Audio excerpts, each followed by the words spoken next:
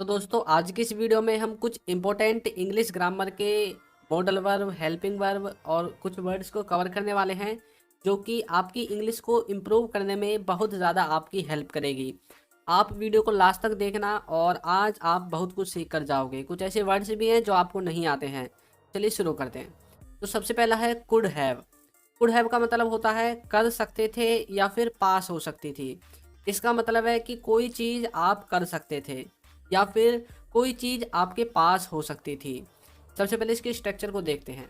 इसके जो स्ट्रक्चर है उसमें सबसे पहले सब्जेक्ट आएगा, उसके बाद कुड हैव आएगा, उसके बाद वर्ब की थर्ड फॉर्म आएगी और फिर आपका ऑब्जेक्ट आएगा। यहाँ पर एक बात याद रखने की है कि ये वाला जो सेंस है कर सकते थे, इसमें तो ये वाला स्ट्रक्चर अप्लाई हो जाएगा। लेकिन जो ये बात है पास हो सकती थी, मतलब कोई वस्तु आपके पास हो सकती थी, तो यहाँ पर आप कोई काम नहीं करते हैं बल्कि कोई इन्फॉर्मेशन देते हैं या फिर लेते हैं। तो यहाँ पर आपकी वर्ब नहीं होगी, सिर्फ सब्जेक्ट होगा, कुड हैव होगा और ऑब्जेक्ट होगा। देखिए कैसे, तुम वहाँ जा सकते थे तो मतलब कोई कार्य कर सकते थे, तो इसमें तो ये वाला स्ट्रक्चर लगेगा। तो इसकी इंग्लिश बनेगी you could have gone there. अब यहाँ पर देखिए यू आपका सब्जेक्ट है, कुड हैव आपका स्ट्रक्चर से आ गया है जो कि मॉडल वर्ब है, उसके बाद गॉन आपकी वर्ब की थर्ड फॉर्म है और उसके बाद देयर आपका ऑब्जेक्ट की तरह यहाँ पर यूज हुआ है। तो you could have gone there, तुम वहाँ जा सकते थे। तो यहाँ पर कोई भी इंफॉर्मेशन जो है आपने दी नहीं है बल्कि आप कुछ कार्य के बारे में बोल रहे हैं। लेकिन तुम्हारे पास कार हो सकती थी, तो यहाँ पर देखिए कोई कार्य नहीं है, सिर्फ हम उसे बता रहे हैं कि भाई तुम्हारे पास कार हो सकती थी, मतलब किसी के पास कुछ हो सकता था उस वाले सेंस में। तो देखिए कैसे बोलोगे, you could have a car, यानी कि आपके पास एक कार हो सकती थी। तो यहाँ पर देखिए यू सब्जेक्ट है, कुड हैव आपका स्ट्रक्चर से है, लेकिन यहाँ पर कार आपका ऑब्जेक्ट की तरह बता रहा है। यहाँ पर देखिए कोई वर्ब नहीं है। वर्ब होती है जिसकी फर्स्ट फॉर्म हो, सेकंड फॉर्म हो, थर्ड फॉर्म हो। तो कार कोई, मतलब यहाँ पर कोई एक ऑब्जेक्ट है, कोई वर्ब नहीं है। तो इस तरह से आपको इसे समझना है। जहाँ पर भी पास वाली चीज़ आती है वहाँ पर वर्ब नहीं होती है। नेक्स्ट देखिए अबाउट टू। अबाउट टू का मतलब होता है करने वाले हैं। किसी चीज़ को, किसी काम को कोई सब्जेक्ट करने वाला है, उस वाले सेंस में आप अबाउट टू का यूज़ करते हैं। कई बार आप ऐसे करते हैं जैसे कि यार वो आने वाला है या फिर मैं बस इसे करने वाला हूँ। तो इस तरह के वर्ड्स को आप इसमें यूज़ करते हैं। स्ट्रक्चर देखते हैं। सबसे पहले सब्जेक्ट आता है, फिर आती है हेल्पिंग वर्ब, उसके बाद अबाउट टू आएगा, उसके बाद वर्ब की फर्स्ट फॉर्म और फिर ऑब्जेक्ट आएगा। अब यहाँ पर देखिए वैसे तो मैंने लिख दिया है करने वाले हैं, ये प्रेजेंट के सेंस को दिखा रहा है। ये वाला हिंदी का वाक्य करने वाले हैं प्रेजेंट को दिखा रहा है। आप ऐसे भी बोल सकते हैं करने वाले थे, तो ये दिखाएगा पास्ट वाले सेंस को। तो यहाँ पर जो हेल्पिंग वर्ब है, यहाँ पर मैंने किसी पर्टिकुलर हेल्पिंग वर्ब को नहीं लिखा है, क्योंकि यदि आप प्रेजेंट में बोलोगे तो फिर प्रेजेंट की हेल्पिंग वर्ब आपको यूज़ करनी पड़ेगी जो कि होगी इज एम आर। और यदि पास्ट को आपको बनाना है तो आपको वाज वर्ब का यूज़ करना पड़ेगा। देखिए कैसे, मैं आने वाला हूँ, तो मैं आने वाला हूँ ये हम प्रेजेंट के लिए बोल रहे हैं। मैं प्रेजेंट में, वर्तमान काल में मैं आने वाला हूँ, या फिर वह आने वाला है, कोई भी हो सकता है सब्जेक्ट। तो कैसे बोलोगे, I am about to come, मैं बस आने वाला हूँ, या फिर कुछ कोई काम बस होने वाला है उस वाले सेंस में। लेकिन यहाँ पर देखिए वह खेलने वाला है, यहाँ पर हमने क्या किया, यहाँ पर सब्जेक्ट को चेंज कर दिया तो हेल्पिंग वर्ब भी चेंज हो गई, क्योंकि ही के साथ इज आता है, एम नहीं आ सकता। तो he is about to play, वह खेलने वाला है, इस तरह से। नेक्स्ट है तुम जाने वाले हो, तो बोलोगे you are about to go, तुम जाने वाले हो, you are about to go. लेकिन यदि आप इनको ही पास्ट में बोलना चाहते हैं, कई बार ऐसा भी तो होगा, आप बोलोगे वो करने वाला था, तो आपको क्या करना है, जैसे मैंने बोलना है मैं आने वाला हूँ, तो यहाँ पर आप बोल सकते हैं मैं आने वाला था। अब यहाँ पर आपको इंग्लिश में क्या चेंज करना है, इंग्लिश में सिर्फ जो एम है इसको हटा करके वाज लगा देना है। I was about to come, मैं आने वाला था। वह खेलने वाला था, तो कैसे बोलोगे, he was about to play, वह खेलने वाला था। तुम जाने वाले थे, तो बोलोगे you were about to go. तो इस तरह से आपको इजम को हटाना है और वाज वर को उसके स्थान पर लगा देना है। तो इस तरह से आप अबाउट टू का यूज प्रेजेंट और पास्ट दोनों में कर सकते हैं। नेक्स्ट है आपका इसमें वुड हैव। वुड हैव का क्या मतलब होता है, इसका मतलब होता है कोई चीज पास होगी और कोई किसी काम को खत्म कर चुका होगा। ये दोनों ही इसके सेंस निकलेंगे, जैसे कि पीछे थे ऐसे यहाँ पर है। मतलब किसी के पास प्रेजेंट में कुछ होगा, कई बार आप ऐसे बोलते हैं यार इसके पास एक फ़ोन होगा, इसके पास 500 रुपये होंगे, इसके पास एक अच्छी कार होगी, तो मतलब आप प्रेजेंट के लिए बोल रहे हैं। लेकिन यहाँ पर देखिए दूसरा है काम कर चुका होगा, इसका मतलब है कि प्रेजेंट तक किसी काम को कोई व्यक्ति कोई सब्जेक्ट कर चुका होगा। तो उस वाक्य को बताने के लिए आपको वुड हैव का ही यूज करना है।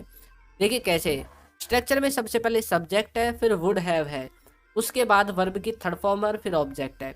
आपको एक बात हमेशा याद रखनी है, जहां पर भी मॉडल के साथ हैव आएगा, जैसे मॉडल यहाँ पर क्या है वुड, तो वुड के साथ मैंने लिखा है हैव, और यदि उसमें कोई वर्ब है तो हमेशा वर्ब की थर्ड फॉर्म आएगी, और यदि वर्ब नहीं है तो आप लिखोगे कैसे, देखिए कैसे, उसके पास पेन होगा, तो कैसे बोलोगे, he would have a pen. अब यहाँ पर कोई वर्ब नहीं है तो हमने सीधा सब्जेक्ट लिखा, ही वुड हैव लिख दिया, उसके बाद ऑब्जेक्ट लिख दिया, क्योंकि वर्ब है ही नहीं। उसके पास एक पेन होगा, he would have a pen. अब कुछ बच्चे सोच रहे होंगे वुड का मतलब तो होता होता है, उसके पास एक पेन होता, तो देखिए वो वाले जो वाक्य है, वो वाला जो सेंस है, वो कंडीशनल सेंटेंसेज में निकलेगा। जब आप इसके साथ कोई और वाक्य अटैच करके बोलोगे और कंडीशनल वाला सेंस निकालोगे। यदि आपको कंडीशनल सेंटेंसेज नहीं आते हैं तो आप हमारे चैनल पर विजिट कीजिए, प्लेलिस्ट को चेक कीजिए कंडीशनल वाली को, वहाँ पर आपको अच्छे से समझाया गया है। वह खेल चुका होगा, तो इसकी इंग्लिश बनेगी ही वुड हैव प्लेड, वह खेल चुका होगा, ही वुड हैव प्लेड। यहाँ पर वर्ब है खेलना, तो खेलने का हमने थर्ड फॉर्म लगा दिया प्लेड, प्ले की प्लेड। तो इस तरह से बनाना है। नेक्स्ट है वो देख चुके होंगे, दे वुड हैव सीन। अब यहाँ पर वॉच्ड का भी आप यूज कर सकते हैं, यदि कोई मूवी वगैरह की बात है तो अब कुछ भी देखना हो सकता है, भाई सर्कस देखने गए हो, मूवी देखने गए हो, या कुछ और चीज़ देखने गए हो, आपके हिसाब से आपको जो अच्छा लगता है, जो सूट करता है, वो आपको लगा देना है, वॉच या सीन। अब यहाँ पर देखिए, यहाँ पर जो वर्ब वाला सेक्शन है उसमें हमने वर्ब लगाई है, और जो वर्ब वाला सेक्शन नहीं है उसमें वर्ब को हमने खाली छोड़ दिया है।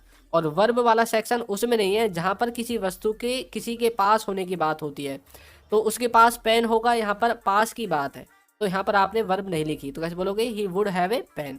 इस तरह से आपको समझना है वुड हैव को। तो आप इसे डेली लाइफ में ज़रूर यूज कीजिए। मुझे पता है आप कई बार भूल जाते हैं कि किस कहाँ पर कौन सा आएगा, तो आपको इनको लिखना है, और यदि नहीं लिखना आप चाहते हैं तो आप हमारी बुक को भी बाय कर सकते हैं। तो नेक्स्ट देखिए इसमें क्या है, नेक्स्ट है कैन बी।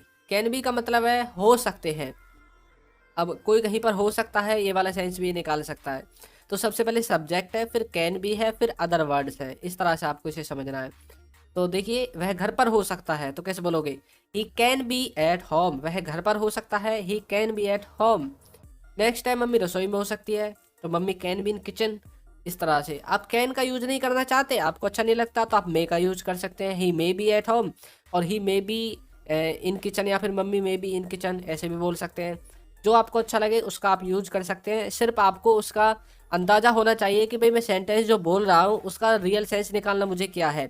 जब आपको ये बात पता होगी कि मुझे क्या सेंस निकालना है और इंग्लिश के कौन से वर्ड से वो सेंस निकलेगा, तब आप अच्छे से इंग्लिश बोल पाओगे। और बस थोड़ी सी आपको प्रैक्टिस की ज़रूरत होगी, और धीरे धीरे आप अच्छी इंग्लिश बोलने लगोगे, और आप समझने लगोगे कि दूसरा व्यक्ति क्या बोलना चाहता है, या फिर आप दूसरे को क्या समझाना चाहते हैं। तो कैन बी को आपको इस तरह से समझना है। उसके बाद है हमारा विल बी। विल बी का मतलब होता है रहा होगा। मैंने हमेशा आपको बताया है विल कहाँ पर यूज करते हैं, आप खुद बताइए विल कहाँ पर यूज करते हैं। विल का यूज हम करते हैं फ्यूचर टेंस में। फ्यूचर का कोई सा भी टेंस हो, जो मतलब फ्यूचर का कोई सा भी भाग हो, फ्यूचर इंडेफिनेट हो, कंटिन्यूअस हो, परफेक्ट हो, परफेक्ट कंटिन्यूअस हो, तब में आप विल का यूज करते हैं। किसी में विल, किसी में विल बी, किसी में विल हैव, किसी में विल हैव बीन। तो विल से हमें क्या समझ में आया, विल से हमें समझ में आया कि विल का यूज हमेशा फ्यूचर में होगा और ये फ्यूचर की ही बातें करेगा। तो यहाँ पर जो रहा होगा वाला सेंस है ये भी फ्यूचर के लिए होगा, कि फ्यूचर में कोई कार्य कोई सब्जेक्ट कर रहा होगा, ये वाला सेंस। स्ट्रक्चर देखिए, स्ट्रक्चर इसका क्या है, इसका स्ट्रक्चर फ्यूचर कंटिन्यूअस का है। सबसे पहले सब्जेक्ट आता है, उसके बाद विल भी आता है, फिर वर्ब की फर्स्ट फॉर्म आती है, और फिर आईएनजी, फिर ऑब्जेक्ट। इसको मैच करो, ये फ्यूचर का कंटिन्यूअस का स्ट्रक्चर बैठेगा। देखिए एग्जांपल, वह खेल रहा होगा। अब इसका मतलब ये नहीं है वो प्रेजेंट में खेल रहा होगा। यदि वो प्रेजेंट में खेल रहा होगा, आपको ऐसा बोलना है, तब आपको विल का यूज नहीं करना, वुड का यूज करना है। यदि वो फ्यूचर में खेल रहा होगा तब आपको विल का यूज करना है। तो कैसे बोलोगे, ही विल बी प्लेइंग, वह खेल रहा होगा आने वाले समय में, इसका यह मतलब है। और ही वुड बी प्लेइंग, वह प्रेजेंट में खेल रहा होगा। वो देख रहे होंगे, तो कैसे बोलोगे, दे विल बी वॉचिंग, वे कुछ देख रहे होंगे आने वाले समय में। तो इस तरह से आपको इसे समझना है। नेक्स्ट है आपका कुड।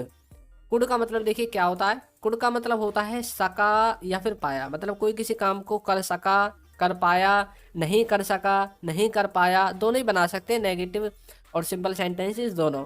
स्ट्रक्चर में सबसे पहले सब्जेक्ट आता है, फिर कुड आता है, फिर वर्ब की फर्स्ट फॉर्म और फिर ऑब्जेक्ट। एक बात तो आपको पता ही होगी कि हम किसी भी मॉडल वर्ब का, चाहे कुड हो, वुड हो, शुड हो, कोई सी भी हो, सब मॉडल वर्ब का यूज सब सेंटेंस जो सब्जेक्ट होते हैं आपके सेंटेंस में सब के साथ कर सकते हैं, और इनके साथ हमेशा वर्ब की फर्स्ट फॉर्म आती है। जितनी भी मॉडल वर्ब होती हैं सबके साथ वर्ब की फर्स्ट फॉर्म आएगी। यदि वो सिंपल आ रही है, जैसे कुड अकेला है, यदि इसके साथ हैव लगेगा तो अकेला नहीं रहेगा, क्योंकि इसके साथ हैव आ गया, तब वर्ब की थर्ड फॉर्म लगेगी। लेकिन जब अकेला आएगा तो कोई भी मॉडल वर्ब हो, अकेला आएगा तो वर्ब की फर्स्ट फॉर्म, और इनको आप किसी भी सब्जेक्ट के साथ यूज कर सकते हैं। तो मैं नहीं कर पाया तो कैसे बोलोगे? आई कुड नॉट डू या फिर आई कुडंट डू। नेक्स्ट है वो नहीं जा पाया या फिर वो नहीं जा सका। कुछ भी बोल सकते हैं भाई, मैं नहीं कर सका, मैं नहीं जा सका, वो नहीं जा सका। अब सका बोले या पाया बोले बात एक ही है, तो कैसे बोलोगे? ही कुडंट गो, वह नहीं जा सका या फिर वो नहीं जा सका। नेक्स्ट है आपका इसमें वो देख नहीं सका, तो या फिर वो देख नहीं सकी, जो भी आपको अच्छा लगे वो आप लगा सकते हैं। तो सी कुड नॉट सी, इस तरह से। तो यहाँ पर मिसटाइप हो गया है, सका की जगह सकी लिखना था। तो वो देख नहीं सकी, शी कुड नॉट सी या फिर वॉच। तो इस तरह से आप कुड का यूज कर सकते हैं। तो देखिए हैज़ और हैव, हैज़ हैव का यूज हम कहाँ पर करते हैं? हैज़ और हैव का यूज हम दो जगह पर करते हैं। एक होगा सिंपल प्रेजेंट। अब बोलोगे सिंपल प्रेजेंट तो प्रेजेंट इंडेफिनेट को कहते हैं, प्रेजेंट इंडेफिनेट में कहाँ पर करते हैं सर हम हैज़ हैव का यूज? तो देखिए सिंपल प्रेजेंट अलग है, प्रेजेंट इंडेफिनेट अलग है। सिंपल प्रेजेंट का मतलब है जिसमें वर्ब नहीं होगी। अब देखिए कैसे, इसमें आपको सिर्फ सब्जेक्ट लिखना है, हैज़ हैव लिखना है और ऑब्जेक्ट लिखना है, कोई वर्ब वगैरह नहीं होगी। मैंने आपको बताया था सिंपल प्रेजेंट में कोई वर्ब नहीं होगी, और इसमें बात होगी किसी के पास कुछ है। प्रेजेंट में किसी के पास कुछ है और किसी के पास कुछ होगा। देखिए किसी के पास कुछ होगा, यहाँ पर जो हम हैं वो पूरी तरह से क्लियर नहीं है कि भाई सच में इसके पास है या नहीं है, लेकिन किसी के पास कुछ है इसमें हम क्लियर है। जैसे तुम्हारे पास एक कार है, तो इसमें मैं पूरी तरह से क्लियर हूँ कि भाई आपके पास एक कार है। यदि मैं बोलने लगूँ तुम्हारे पास एक कार होगी, तो यहाँ पर मैं क्लियर नहीं हूँ कि तुम्हारे पास कार है भी या नहीं है। तो किसी के पास कुछ है तो वहाँ पर आपको हैज और हैव का यूज करना है प्रेजेंट के लिए। और यदि आप क्लियर नहीं है, आपको होगा बनाना है कि भाई उसके पास होगी नहीं होगी, तब आपको वुड हैव का यूज करना है। तो देखिए कैसे बोलोगे? मेरे पास कार है, तो कैसे बोलोगे? आई हैव ए कार, मेरे पास एक कार है, आई हैव ए कार। आपके पास पैसे हैं, यू हैव मनी। अब देखिए कुछ बच्चों को यहाँ पर भी डाउट आ जाता है, मेरे पास कार है, आई हैव ए कार। अब मैंने यहाँ पर ए लिख दिया, तो सर हिंदी में तो एक लगाया ही नहीं, मेरे पास एक कार है। तो ये इंग्लिश का रूल है, इसे हमेशा याद रखना। यदि कोई चीज़ एक है तो वो आपको दिखानी पड़ेगी ए लगाकर या फिर एन लगाकर, जो भी आपको दिखाना है। तो आई हैव ए कार, मेरे पास एक कार है। यहाँ पर चाहे आप दिखाओ या ना दिखाओ हिंदी में, लेकिन इंग्लिश में आपको ए लगाना पड़ेगा यदि किसी एक चीज़ के बारे में आप बात करते हैं। आई हैव कार, इसका कोई मतलब नहीं हुआ, क्योंकि आपको यदि एक से ज़्यादा है तब भी आपको यहाँ पर कुछ ना कुछ लिखना है। दो है तो आई हैव टू कार्स, इस तरह से लिखना है, और यदि एक है तो ए लिखना है। नेक्स्ट है आपके पास पैसे हैं, तो इसको बोलोगे यू हैव मनी। हम किसी को बता नहीं रहे, मतलब हम किसी से कुछ पूछ नहीं रहे, बल्कि उसको बता रहे हैं कि आपके पास पैसे हैं, इस तरह से। उसके पास लैपटॉप है, तो बोलोगे ही हैज़ ए लैपटॉप। तो इस तरह से आप इसको समझ सकते हैं। तो नेक्स्ट है इसमें हमारा मे हैव। मे हैव का मतलब होता है शायद होगा, मतलब शायद किसी के पास कुछ होगा या फिर शायद कोई किसी कार्य को कर चुका होगा, मतलब सेंस है वो पॉसिबिलिटी कम कर देता है। इसमें सबसे पहले सब्जेक्ट है, फिर मे हैव है, फिर वर्ब की थर्ड फॉर्म और फिर ऑब्जेक्ट है। उसके पास शायद कार होगी, तो कैसे बोलोगे? ही मे हैव ए कार, शायद उसके पास कार होगी, he may have a car.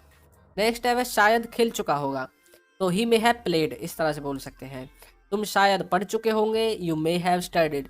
तो इस तरह से शायद किसी के पास कुछ होगा या फिर शायद कोई कार्य कर चुका होगा, उसमें आपको मे हैव का यूज कर देना है। पॉसिबिलिटी इसमें बीच की सी होती है भाई, 50% आप बोल सकते हैं कि भाई हो भी सकता है, नहीं भी हो सकता है।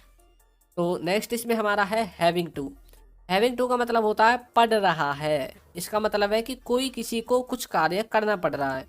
सबसे पहले सब्जेक्ट है, फिर हैविंग है, मतलब हेल्पिंग वर्ब है, फिर हैविंग टू लिखना है, फिर वर्ब की फर्स्ट फॉर्म लिखनी है, फिर ऑब्जेक्ट लिखना है। देखिए कैसे, मुझे पढ़ना पड़ रहा है, तो कैसे बोलोगे? I am having to study, मुझे पढ़ना पड़ रहा है, I am having to study. उसे खेलना पड़ रहा है, तो कैसे बोलोगे? He is having to play, उसे खेलना पड़ रहा है, he is having to play.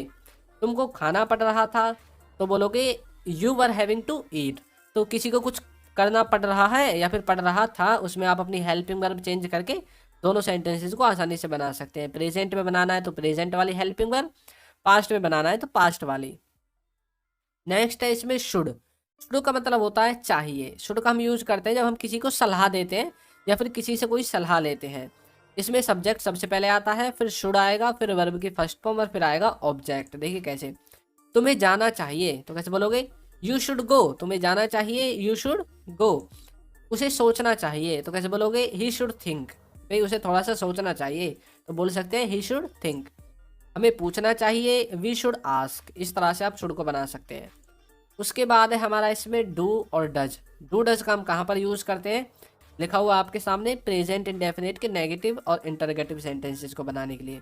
Structure में आपको हमेशा डू डज के बाद नॉट लगाना है यदि नेगेटिव सेंटेंसेज है, और यदि इंटरोगेटिव है तो नेगेटिव में आप नॉट, जब इंटरोगेटिव है तो नेगेटिव नहीं है तो नॉट नहीं लगेगा। उसके बाद हमेशा आपको एक बात याद रखनी है, डू डज के साथ हमेशा वर्ब की फर्स्ट फॉर्म आती है। तो कोई कुछ नहीं करता है, ये वाला सेंस निकलेगा। वह नहीं जाता है, वह नहीं खाता है, वह नहीं सोता है, वह स्कूल नहीं जाता है। तो मतलब डेली बेसिस पर कोई किसी कार्य को नहीं करता है, उसमें आपको डू डज को लिखना है। तो ही डज नॉट गो, आप नहीं देखते या फिर आप नहीं देखते हैं तो बोलोगे you do not watch. Next है क्या वे नहीं जाते, तो इसमें आप बोलोगे डू दे नॉट गो। क्या वे नहीं जाते, डू दे नॉट गो। तो इस तरह से आपको डू और डज को समझना है। तो नेक्स्ट है इसमें शुड बी। शुड बी का मतलब होता है होना चाहिए या फिर रहा होना चाहिए। ये दोनों ही शुड बी के मीनिंग होते हैं। जैसे कि सबसे पहले इसमें सब्जेक्ट आएगा, इसके जो स्ट्रक्चर है उसमें, और फिर शुड बी के बाद आपके अदर वर्ड्स आ जाएंगे। उसे घर पर होना चाहिए, कैसे बोलोगे, he should be at home. उसे घर पर होना चाहिए, he should be at home. मुझे खेल रहा होना चाहिए, आई शुड बी प्लेइंग। मुझे खेल रहा होना चाहिए, आई शुड बी प्लेइंग। उसे पढ़ रहा होना चाहिए तो बोलोगे शी शुड बी स्टडिंग। उसे पढ़ रहा होना चाहिए, शी शुड बी स्टडिंग। तो इसमें नेक्स्ट है कैन। कैन का मतलब होता है किसी की, जब आप एबिलिटी को दिखाते हैं, किसी की क्षमता को दिखाते हैं, कार्य क्षमता को दिखाते हैं। इसका वैसे हिंदी में सेंस है सकता है। इसका जो स्ट्रक्चर है वो सेम है जैसे कि हर मॉडल वर्ब का है। हमेशा कैन या फिर कोई भी मॉडल वर्ब हो उसके बाद वर्ब की फर्स्ट फॉर्म आएगी और सब्जेक्ट और ऑब्जेक्ट आगे पीछे होंगे ही हमेशा। तो वह कर सकता है तो बोलोगे ही कैन डू। यदि आप बोलते हैं वह यह कर सकता है तो बोलोगे ही कैन डू इट। वह कर सकता है, ही कैन डू दैट। इस तरह से बोल सकते हैं। हम आ सकते हैं तो बोलोगे वी कैन कम। वो देख सकता है तो बोल सकते हैं ही कैन वॉच। तो कोई कुछ कर सकता है, उसकी एबिलिटी को बताने के लिए आपको कैन का यूज़ करना है। उसके बाद है डिड।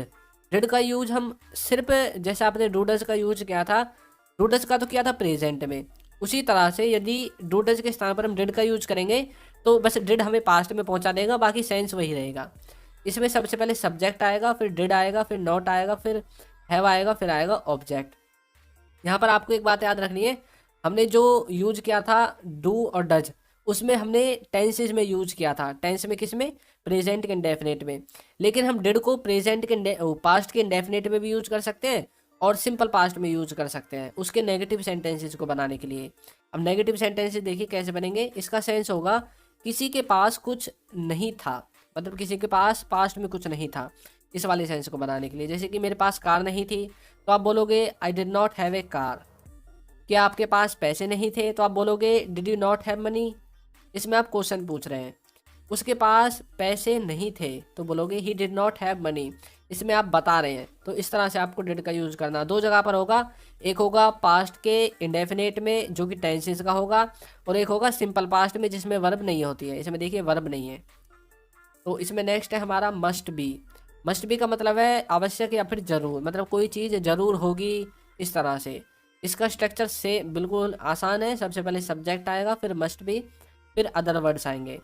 वह पक्का घर पर हो सकता है तो बोलोगे he must be at home. वह पक्का देख रहा होगा तो बोलोगे ही मस्ट बी वॉचिंग। तो इस तरह से आप इनका यूज कर सकते हैं। तो दोस्तों आपको हमारी वीडियो कैसी लगी है ज़रूर बताइएगा, और यदि अभी तक आपने हमारे चैनल को सब्सक्राइब नहीं किया है तो चैनल को सब्सक्राइब कर दीजिए, वीडियो को लाइक कर दीजिए और एक अच्छा सा कमेंट करना बिल्कुल ना भूलें। Thank you.